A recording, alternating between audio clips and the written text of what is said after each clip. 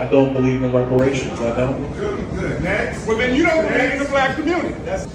Of all black people in the country, how many of them are actually descendants of slaves? Because you've had a lot of immigration over the last 100 years in America. Am I eligible for reparations right now? I would say the answer is no, I'm not. Because my family is from Jamaica. My father's Panamanian. His grandparents were born in Panama. My father immigrated to the United States. So does that make me eligible? So you got to go through all of that. So if you're going to talk about reparations today, what you're talking about is taking money from other Americans. 2/3 of the American people did not go to college. Is it okay for Joe Biden to say, well, we're going to forgive student loans, even though 2/3 did not go to college? Is it now the debt burden of the 2/3 of the American people that did not go? I will tell you the answer is no. Might have to drop a dime on them niggas. Sure. You know what I'm saying? Gotta stop it. I don't like that shit. For sure, bro.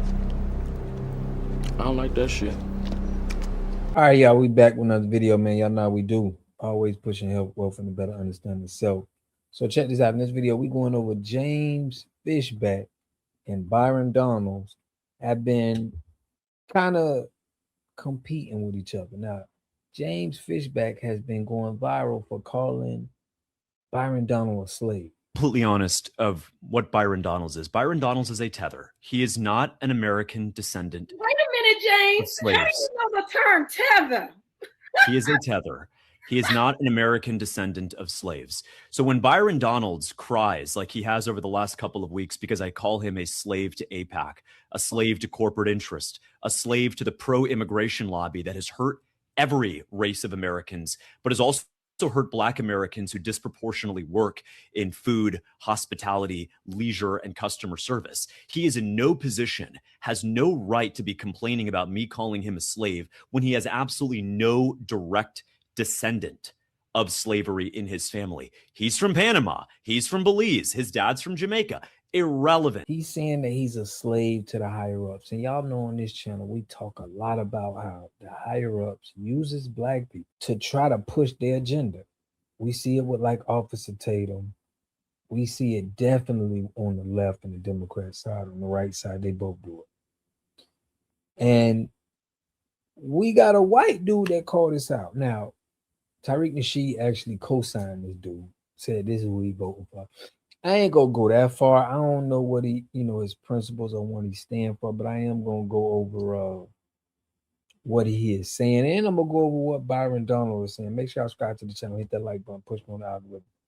I greatly appreciate that. But a lot of people have been going at Tariq Nasheed because they feel like Tariq Nasheed is going after Byron Donalds because Byron Donald said he don't support reparations. And this what got the black community here in America upset. We're not gonna support you if you don't support us. We know the same routine has been going on. Get somebody that don't look like us and have them not on the same accord as what we are.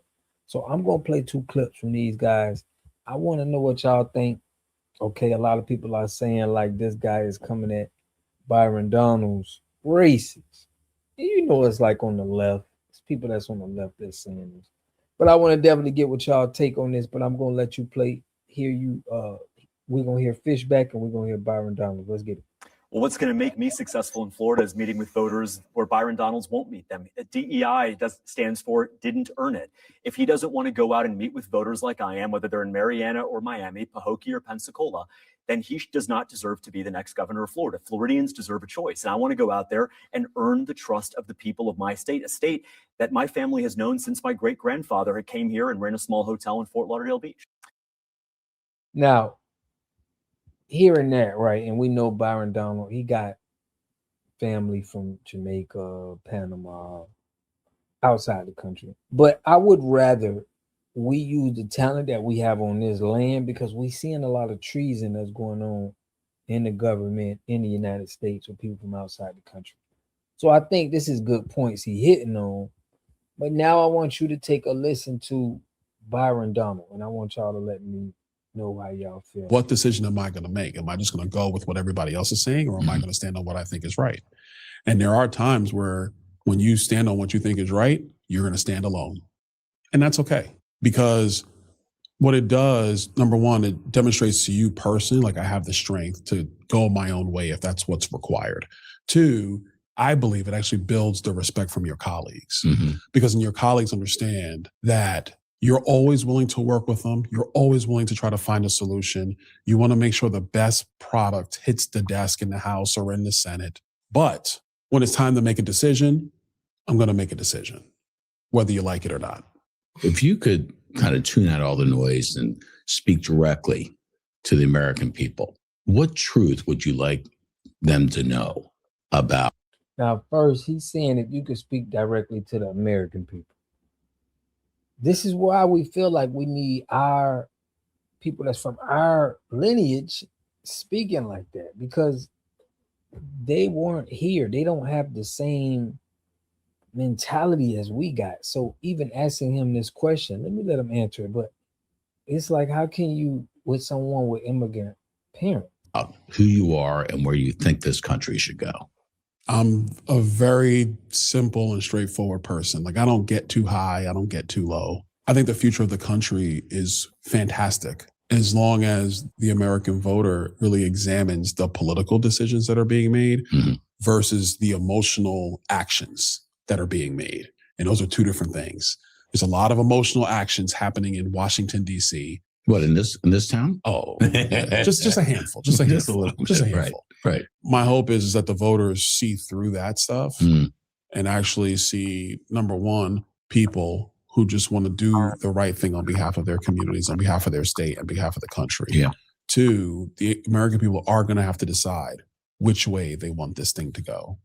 What's going to be the philosophical underpinnings of the federal government and of the state that they live in? They're going to have to choose this. In Florida, we've chosen conservatism. It has worked out tremendously. Yeah. We're the best state in the country, not looking back. Tennessee, Texas, good luck. Decide who's going to be number 2 and number 3, but we're the best, right? Right.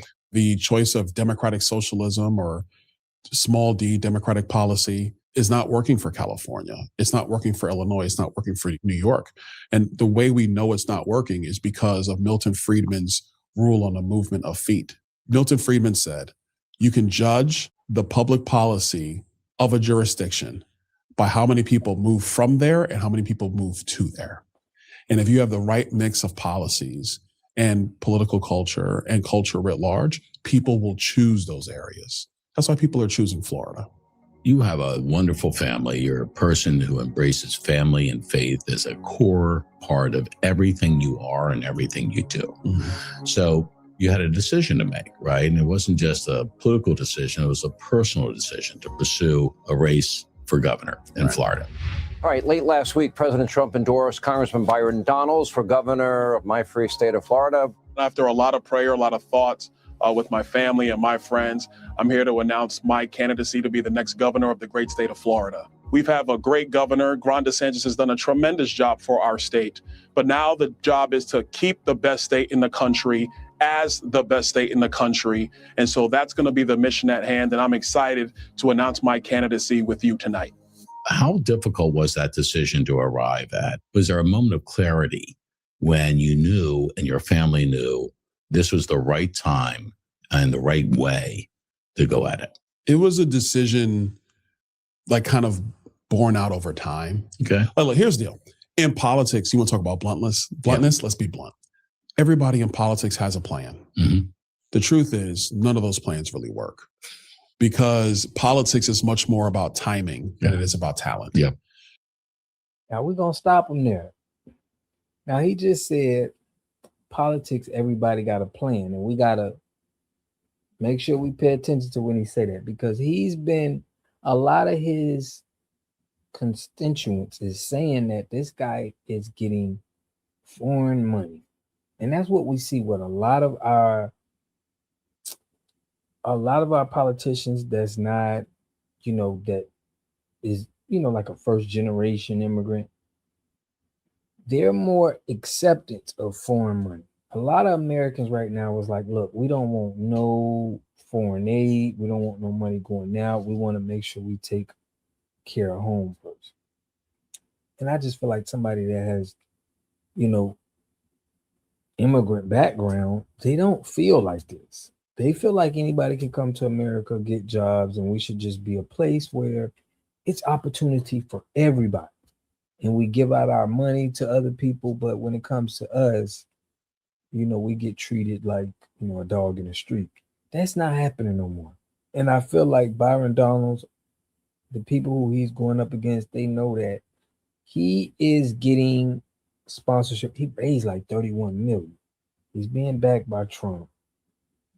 We see a lot of big business going on here, and we really want to have somebody that's boots on the ground. He's not even from Florida. So he was telling one lady, like, I'm gonna be the governor. So it's like he got so much confidence that he's gonna be the governor. It's probably because he got the backing, the money, he got the lobbyists. So I want to know what y'all think about this in the comment section, man. We are not supporting Byron Donalds, and hey, if he's the only black person I've seen on the ballot, but right now we ain't having race politics. We want somebody that's gonna speak for us. Now, I'm not gonna go on and co-signing anybody. I haven't looked at their policies, but I know my people asked Byron Donald some personal questions, and we, as y'all seen in the video, he didn't have a good answer to show that he can get our support. But let me know what y'all think in the comment section, man. I'll catch y'all in the next video. Peace and love. To have a community, you must have three things to have a community in it. You must have a wholly independent economic structure that can provide goods, service, products, and things for your own people, and jobs and tax spaces for your own people. You should at least control four basic things. You should be trying to control water, food, medicine, and energy to be able to survive and compete. Here we got Mr. Pollock. He had a cornfield. He took advantage of a free water test from us, and this is what we found in this water. We found sulfur, we found hardness, and we solved these problems with an easy fix of 2 tanks. So get your free water test today. Stay blessed. Click the link below.